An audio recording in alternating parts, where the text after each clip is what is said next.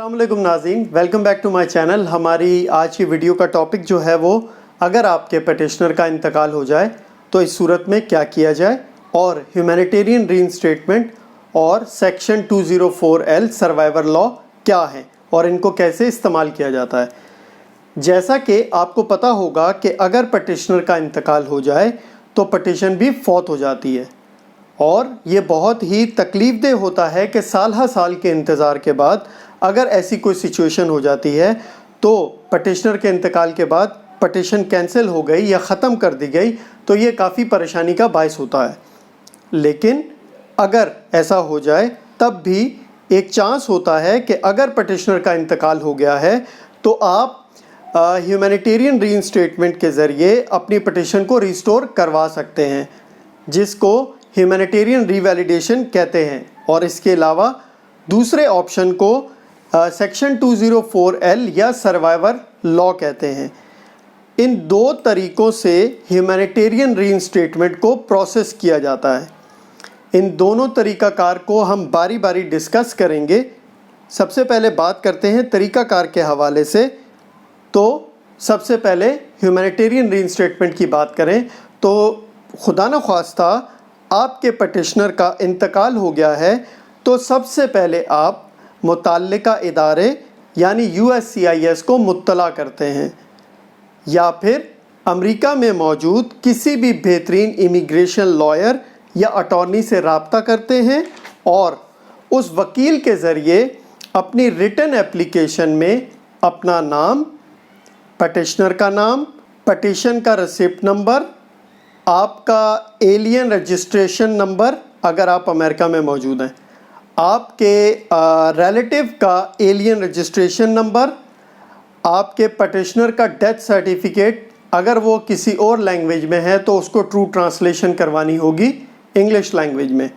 اور ایک new I-864 affidavit of support, اور اس کے بعد وکیل آپ کے کیس کی جانچ پڑتال کرے گا اور مختلف معلومات، شواہد اور کاغذات آپ سے طلب کرے گا۔ اب اس کے لیے کیا کرائیٹیریا یا ریکوائرمنٹس ہیں؟ تو ہیومینیٹیرین ری انسٹیٹمنٹ کا جو کرائیٹیریا ہے اس کے لیے بینیفیشری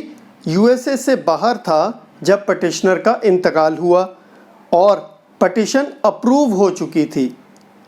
تو اس کے بعد وکیل کو مختلف کاغذات وغیرہ اور معلومات اور شواہد وغیرہ فراہم کرنے ہوں گے، جیسے کہ آپ کے امریکہ میں فیملی ممبرز کی تعداد کتنی ہے، آپ کی ایج اور ہیلتھ کا ایڈوانس جو ہے وہ چیک اپ کیا جائے گا، آپ کے امریکہ میں مقیم فیملی ممبر سے تعلقات کیسے ہیں، مطلب فیملی ٹائز ان دا US، آپ کے فیملی ممبرز کی تعداد امریکہ میں زیادہ ہے یا اس ملک میں جہاں آپ اپنے ویزا کا انتظار کر رہے ہیں، مطلب lack of ties in home country, اس کو بھی چیک کیا جائے گا۔ اور اس کے علاوہ تمام ضروری معلومات جو آپ کے کیس میں معاون ثابت ہوں، اور اس حوالے سے بہت سے شواہد اور کاغذات وغیرہ آپ سے طلب کیے جائیں گے اور ان کی ضرورت ہوگی۔ اس کے بعد غیر ضروری اور لینتھی گورنمنٹ پروسیسنگ ڈیلیز وغیرہ کو بھی چیک کیا جائے گا۔ اس کے علاوہ آپ کے ایفیڈیوٹ آف سپورٹ کو چیک کیا جائے گا، اور ایفیڈیوٹ آف سپورٹ کے لیے لازمی ہے کہ جو بھی ایفیڈیوٹ آف سپورٹ دے گا اس کا آپ کا رشتہ دار ہونا بہت لازمی ہے۔ اس کے علاوہ مزید ضروری معلومات آپ کو لائر بتاتا رہے گا اور وہ آپ کو فراہم کرنی ہوں گی، کیونکہ جتنے بہترین طریقے سے کیس کو پیش کیا جائے گا اتنا زیادہ اپروول کا چانس ہوگا۔ اب بات کرتے ہیں کہ سیکشن 204L یا جس کو سروائیور لا کہتے ہیں، تو اس حوالے سے بتاتا چلوں کہ یہ زیادہ بہتر اور آسان ہے۔ اس کی ریکوائرمنٹس اور کرائیٹیریا کچھ اس طرح ہیں کہ بینیفیشری کا امریکہ میں موجود ہونا لازمی ہے، مطلب جب پٹیشنر کا انتقال ہوا تو بینیفیشری امریکہ میں مقیم تھا۔ اس کے علاوہ آپ کی پٹیشن پینڈنگ یا اپروو ہونی چاہیے، تو آپ کے اپروول کا چانس زیادہ ہوتا ہے۔ اس کو پروسیس کرنے کے لیے آپ کی ریٹن اپلیکیشن میں تمام ضروری معلومات جیسے کہ آپ کا نام، پٹیشنر کا نام، پٹیشن کا ریسیپٹ نمبر، آپ کے ریلیٹیو کا ایلین رجسٹریشن نمبر اس کے بعد یہاں پر اپلیکیبل ہوتا ہے آپ کا ایلین رجسٹریشن نمبر اور آپ کے پٹیشنر کا ڈیتھ سرٹیفکیٹ۔ یہ تمام ضروری معلومات اس اپلیکیشن میں ایڈ کی جاتی ہیں، اور اس کے علاوہ اس اپلیکیشن میں USCIS کو خصوصی طور پر بتایا جاتا ہے کہ اس اپلیکیشن کو انڈر سیکشن 204L/سروائیور لا میں اپروو کیا جائے۔ اس کے علاوہ آپ کی امریکہ میں رہائش کا ثبوت، مثلاً آپ کے لیز یا مارگیج کے پیپرز، یوٹیلیٹی بلز، پے اسٹبز وغیرہ بھی شامل کیے جاتے ہیں تاکہ آپ کی رہائش کو ثابت کیا جا سکے کہ آپ امریکہ میں مقیم ہیں۔ اس طرح سے آپ کے اپروول کے چانسز زیادہ ہو جاتے ہیں۔ یہاں یہ بتاتا چلوں کہ دونوں صورتوں میں آپ کے کیس کے لیے ایفیڈیوٹ آف سپورٹ کی ضرورت ہوگی،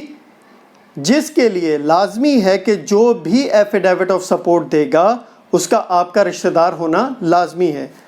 اب آپ کو ہیومینیٹیرین ری انسٹیٹمنٹ کی ایک چھوٹی سی مثال دینا چاہوں گا کہ مثال کے طور پر ایک شخص نے اپنے بھائی کو اسپانسر کیا اور اپلیکیشن USCIS سے اپروو ہو کر NVC میں پہنچ گئی، اور ویلکم لیٹر آنے سے پہلے یا ویلکم لیٹر آنے کے بعد پٹیشنر کا انتقال ہو گیا، تو اس صورت میں آپ ہیومینیٹیرین ری ویلیڈیشن کے لیے اپلائی کر سکتے ہیں۔ اور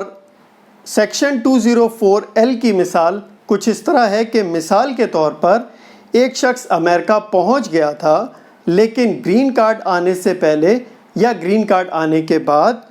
اسپانسر کا انتقال ہو گیا، تو اس صورت میں آپ سیکشن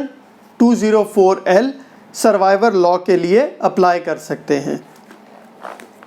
تو جناب یہ تھی ہماری آج کی ویڈیو۔ نیکسٹ ویڈیو میں آپ سے کسی نئی معلومات اور نئی اپڈیٹ کے ساتھ ملیں گے، اور تب تک کے لیے اجازت۔ اپنے دوستوں، رشتہ داروں اور گرد و نواح کے لوگوں کا بہت خیال رکھیے گا۔